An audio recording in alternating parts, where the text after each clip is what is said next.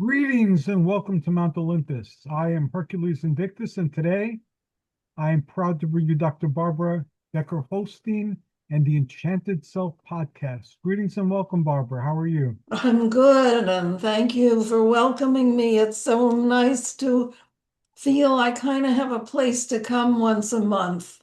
I look forward to it so much. I really do. And, As do I. we've had so many years of having a show together, and it's good. And I thought of something kind of different, at least in terms of the way I perform, so to speak. I'll just back it up by saying I'm a psychologist, and my life work has been geared to help women, particularly women, become the best they can be and to understand and become engrossed with their own potential. And in doing this, I've swung from many trees. I'm almost like a monkey. I'm here, I'm there. I started a newsletter. I think we had the first um, website on when the web was invented that was for women. And I'd like to do something to praise myself someday and have a little celebration. Of course, there were a bunch of women that helped me with the first site on the web, and we had many stories come in and poetry, and it was lovely. Um, but it was definitely my idea, and it came through because the world had changed, and just by using one of these peculiar things that they started to have everywhere.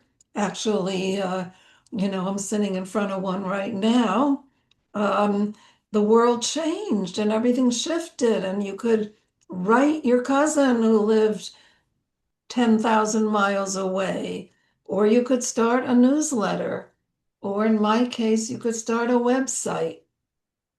And since then, I've been doing lots of things to try to reach as many women as possible to become more aware of their enchanted selves, because no one else is going to really become that aware of your enchanted self unless, I guess, if you're famous, but probably that's a little bit of a false kind of recognition.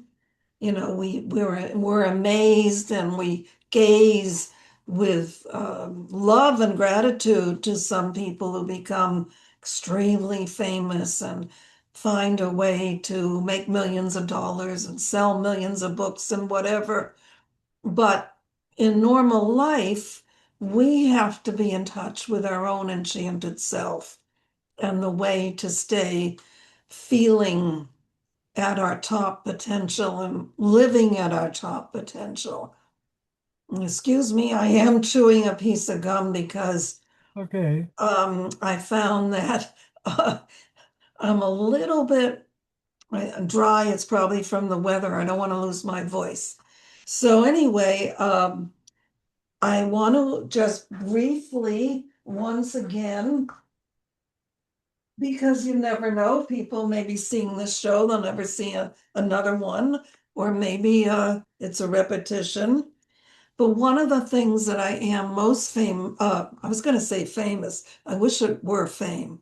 I'd say one of the things that I'm most recognized for is this book. And since I can't see now where you covered stuff, is this seeable or do you want me to move it a little bit? It isn't seeable. I don't think the camera is on. Oh, I thought we were going to do the video. You chose not to? No, I was waiting for it to turn on and it didn't, so I just continued. Okay. Anyway, I was just showing the Enchanted Self, a positive therapy, which I wrote many years ago now. It's about 25, 28 years ago.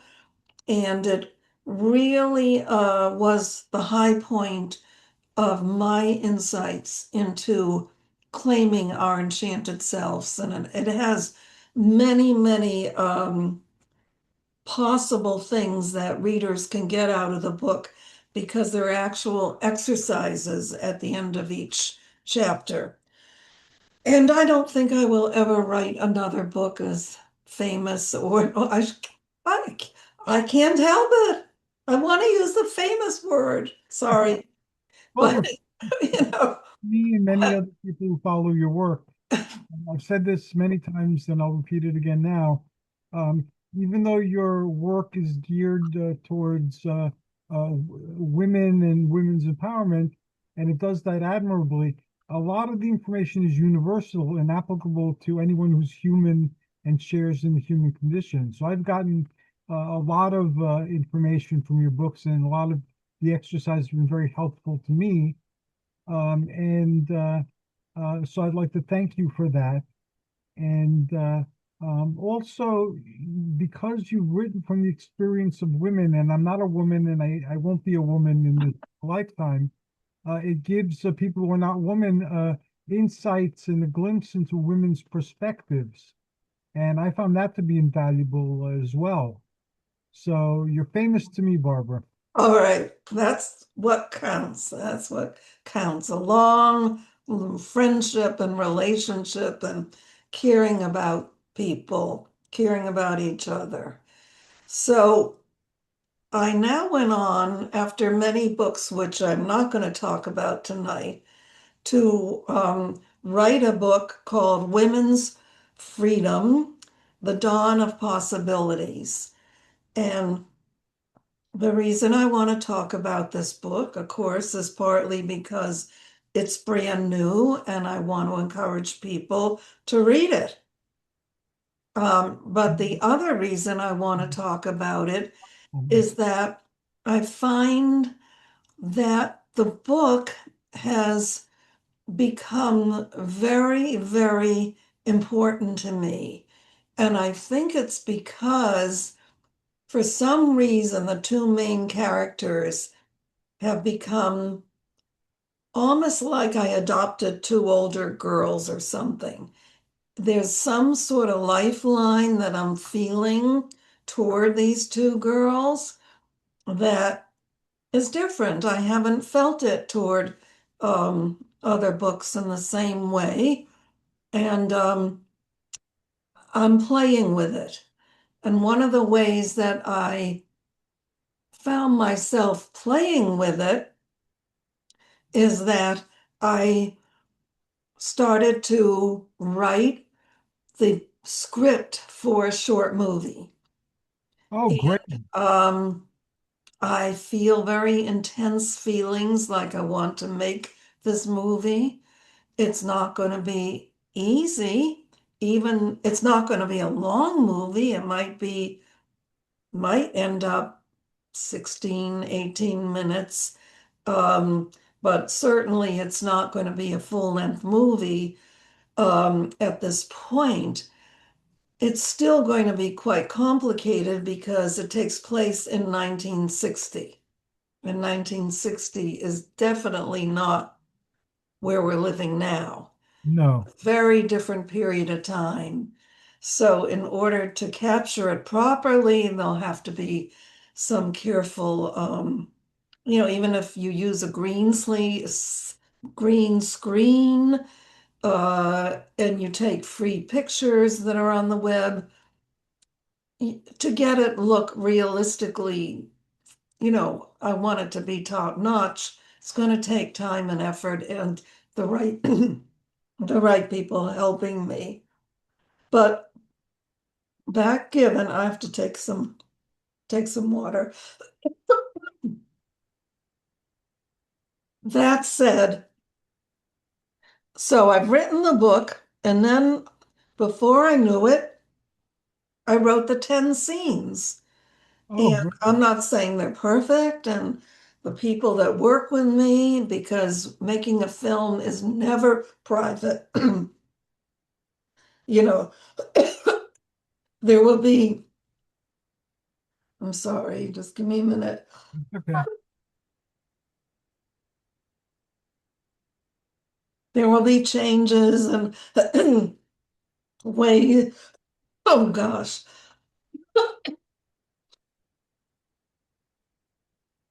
I don't know if you can cut anything out once we're done. Probably not. Unfortunately, I So, can't. Yeah, I'm sorry. yeah, anyway, so I wanted to read to you a little bit, not what's in the book, but some of what um, came to me um, after, and I've been working on it since then. So it'll give you a little bit of knowledge about what the book is about and the main character. But actually, this is not in the book, it's not in the film. And one of the things that it is teaching me is that if a story is good or it means a lot to you, you can find yourself regurgitating that story in many different ways, telling it in different ways, writing it in different ways. Probably, yeah, you can make a film that's slightly different. Or if you're a vocal artist, you can come up with a new song that's just a touch different. And I think that's what I'm experiencing right now. So I'm going to read you a little bit here and there. And um, this, what I'm reading you when I started to take notes for these couple of things was the thought that the main character would be talking to us. And she would be talking, though. Um, I'm just looking for something that I have to find. Um, yeah, she would be talking as a much older woman. She might be even elderly at this point. I'm not sure. And that's totally different than the book because even if I expand the book and have other, take it to when she's older, I'm not going to take it probably that far. I might take it where she's 19, coming from the 19, uh, whatever, 1960, and now she's in 1980, something like that, but still not a senior citizen. So here we go with a little bit of the senior talking. So here she is. I grew up in a big family where nobody really cared. Maybe that happens when you have 8 kids and almost no money or future. I survived that upbringing and got myself a full scholarship to a top college in New York City. I remember the first day I got to the college dorm. I was exhausted. 3 days on buses from Texas, with no relief except when we had 30 minutes to get off the bus to go to the bathroom and get some food. Fortunately, I had befriended an older woman, sat next to her, and heard all about her life. She stood suddenly as I dozed and screamed at a young girl who had grabbed my suitcase. Put it down, she screamed. The girl did and ran from the bus. Not only did I have my belongings in that suitcase, but it was the only suitcase in my family. My mother expected me to return it. I had no thoughts about ever going home again, but I needed that suitcase. It had some money in it from a collection that had gone on for me as a top student, and it had the box of old coins from my grandfather that my mom gave me in case of an emergency. She told me some of them might be worth something. So here I was, exhausted, dirty, hungry for real food, and overwhelmed by the giant buildings and endless cabs, people rushing. I took a cab. The guy was nice and wished me luck in college. I started to cry. No one in my family ever wished me luck. He handed me a Kleenex. I was amazed. Maybe people were really nice here. I fished in my bag and I gave him another dime. He smiled. I dragged my suitcase into the lobby of the dorm. I was disappointed. The dorm looked like an old boarding house. It was ugly, but too late for disappointments. It was so hot outside and also inside the building. I was used to being hot. Everyone perspired. If not, we checked to see if we were dead. Soon I was on an old elevator going up to the room 59. I found the room and put my key in. It opened. The room was large and had a large bed, a large iron bed, a desk, a chair, a walk-in closet, and a bureau.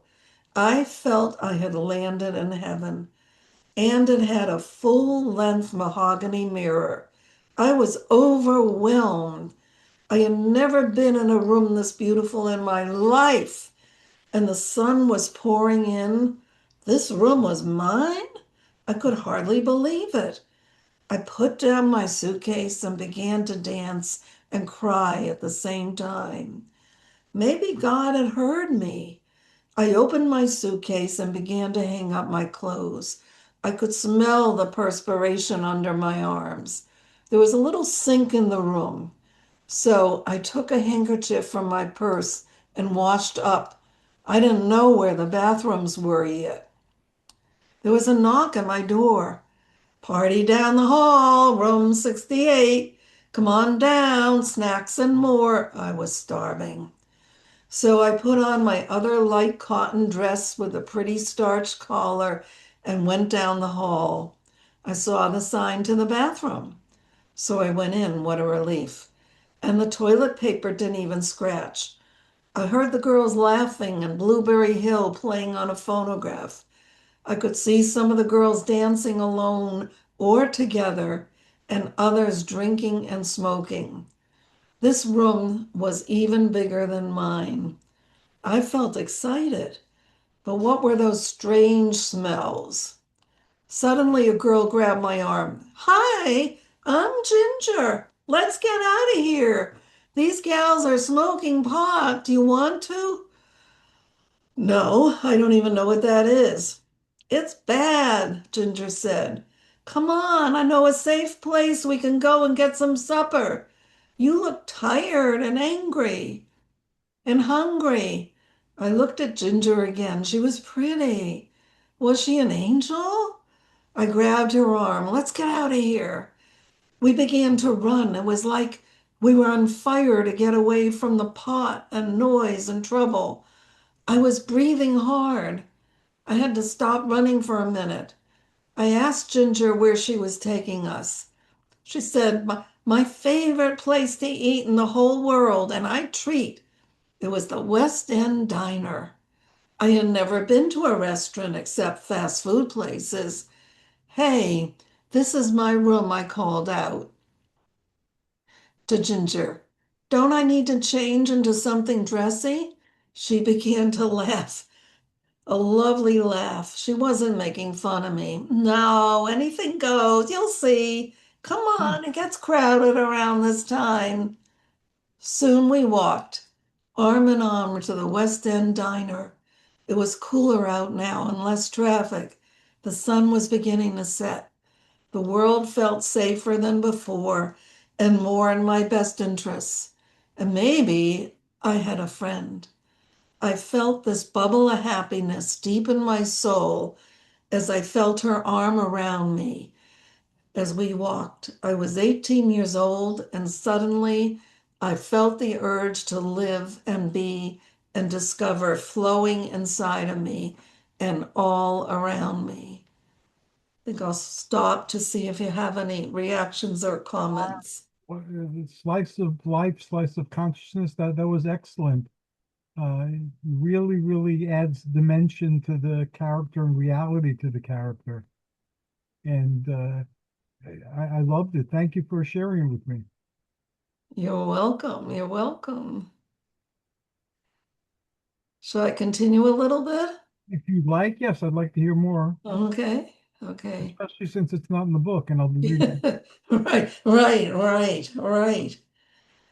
I found the food delicious. I ate a lot. Two hamburgers, a lot of coleslaw, which was free, chocolate pudding for dessert. Ginger ate even more than me, and yet she's slim.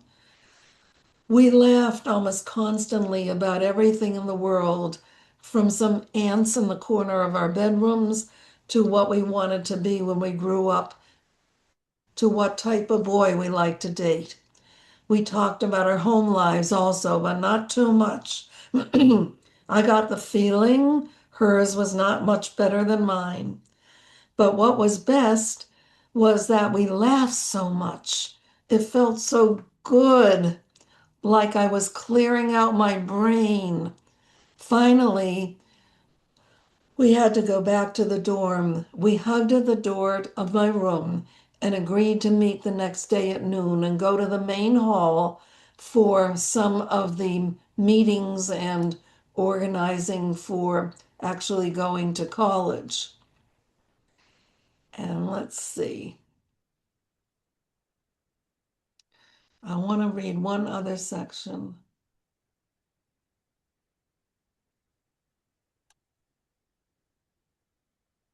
My mom had warned me about men. I already knew most of it, but I let her talk. This was the day before I was leaving. She hardly ever shared anything with me, and now I was going away. So I was happy she wanted to talk. She told me a lot I knew, like how a woman gets pregnant. I was shocked. She opened the bedroom closet and took out some stuff to give to me. She said she had no money, but she still wanted me to go off to New York City with some treasures. One was a box of coins, and if you remember, I mentioned them back when when I'd already left. She said they were from my grandfather, and even further back. She said they could be worth a lot of money, and I should only look into it if I needed that money. And then she gave me a small package, and it contained a product used to prevent being pregnant. I was shocked. I was shocked. I actually knew about it, but I never needed it. As us kids, we just made out. That's as far as we went. So anyway, she said that, oh, I'm sorry. I asked now if I could ask a question. She said, sure, even though she looked tired and kind of sad. I asked her how I got the name Madison instead of more common names like Mary Jo and Cindy and Betty. She started to cry a little. We held each other. Then she said that even though she was not able to finish high school and lived in a small house with too many kids and a husband who drank and sometimes didn't bring home money, she wanted me to have kind of name, the kind of life that takes you and the kind of name takes you into the future of success and achievement. She said that she had a little radio that she was listening to the day she was about to deliver. And when I was born, she knew she had heard the right name from me. I would not be left behind. It was a strong name, and she was happy to give it to me. I gave her a lot in my mind just then, even though even though she hadn't come to my graduation from high school when I got all the awards and was the top student in school, I still forgave her now. It was a wonderful moment. And the next day I left for New York City. Wow. I remember in my family too, there was the passed through the generation. It was coins and stamps and the same thing. Someday, some of it might be worth a lot of money, and and the same. Yes. And also, I remember making out. That's what we did back then. Parties and things like that. It was making out. Right. I don't know if people still do that anymore. Kids do that anymore. I don't know. I don't have anyone to ask right now. Yeah. Wonderful, Barbara. That is beautiful. When I do this, when I talk about it, I actually think I would love, of course, I wouldn't want to be coughing, but I think I would like to stage it as also as a solo performance.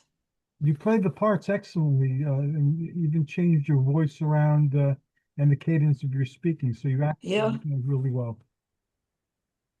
I think I might really enjoy that.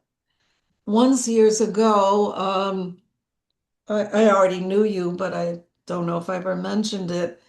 My friend Doreen, who you did meet at one point, we ran some programs at the state school near us here, junior college, and I did a soliloquy.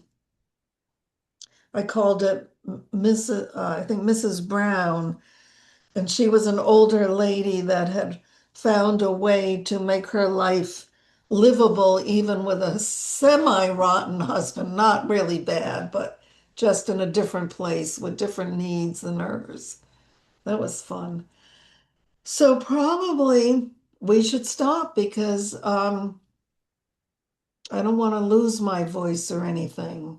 Okay, understood. So this was great. I mean, I'm sorry we didn't there'll be no picture, but I'll be very interested in have, just in putting up on YouTube this soliloquy about it, so to speak. I think I can't turn the picture on from my end. There's usually on the computer on the corner, the left-hand corner, there's like a camera with a pink line over it. And Yeah. on that the picture comes. I can't do that from here. Well, I can do it next time or we can even get Dawn to come, whatever, depending how much we want to be invested in it. At any rate, this was a wonderful conversation, as all our conversations are. And I'm very glad that the universe has given us an opportunity to share this journey and to share our thoughts and our creative efforts with each other. I tried to find a copy of your book online so I could post information on it, but I wasn't able to find any on Google. So if you have an image of the book and Yes. information, if you email it to me, I'll get that up there and out there right away. Oh, that would be great. We'll do that tomorrow. Yeah. Okay, so until next month, feel good, have You, good things happen, and people can always find me at enchantedself.com. I will post that and a link to it as well. Thank you very much. Okay, You're an awesome individual doing awesome work that has impacted the world of many people, including myself. And I look forward to hearing of your future adventures. thank you. And let me know when this is up on YouTube, okay? It'll be up tonight or tomorrow. I will send Okay, all right, take care. you to Bye-bye. Good night.